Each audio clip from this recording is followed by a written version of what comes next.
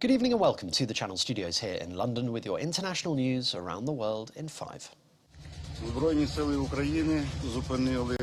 mayor of Bucha, a small town in Oblast, addressing local residents. Behind him, what looks like total Armageddon, the charred and smoking remains of military vehicles. Russian forces have made progress in Ukraine over the weekend, here raising the Russian flag in the Luhansk region.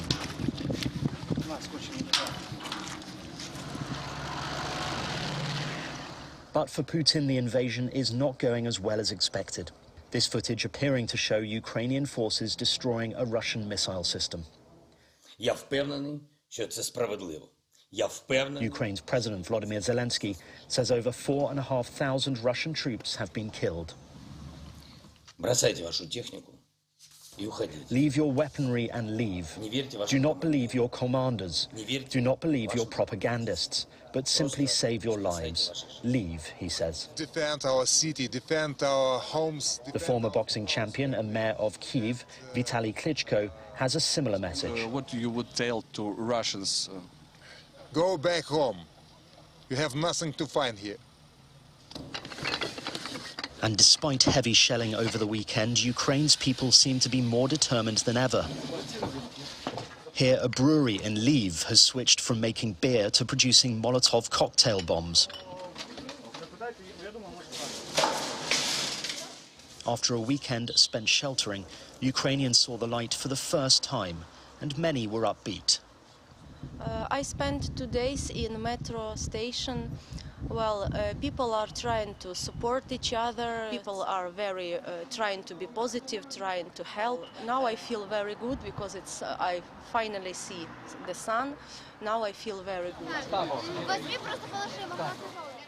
Others continue to flee the fighting, with thousands in queues trying to reach Poland.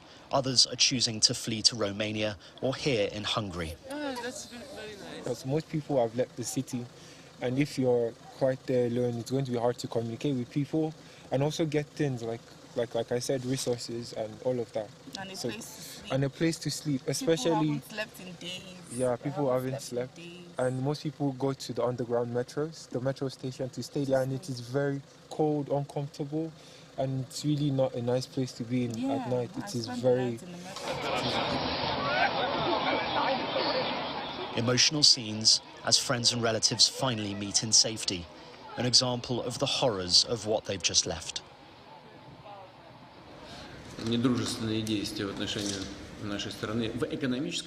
In Russia, President Putin has ordered his military command to put their defense forces, including nuclear arms, on high alert. However, sanctions have led the value of Russia's currency, the ruble, plunging by as much as 40% against the US dollar. It's meant long queues for people in Moscow trying to withdraw cash. Today, delegations from the two countries have met in Belarus to discuss a ceasefire and the withdrawal of Russian forces. Meanwhile, protests in Russia continue. Yesterday, police detaining more than 900 people as anti-war demonstrations took place in 44 Russian cities. I will today propose to use the European... Western countries continue to step up sanctions against the Russian government. The European Union will ban Russian media outlets, Russia Today and Sputnik, from broadcasting in the bloc. Josep Borrell said they were spreading lies about the situation in Ukraine. Registered and Russian-controlled aircraft. European Commission President Ursula von der Leyen also said the EU was closing the bloc's airspace to Russian flights. The ban will prohibit all Russian flights from landing, taking off or flying over EU airspace. Japan has also joined NATO allies in the exclusion of Russia from the SWIFT payment system. And anti-war protests are continuing around the world. Hundreds of demonstrators gathering outside Israel's parliament in Jerusalem, calling Israeli Prime Minister Naftali Bennett to take action.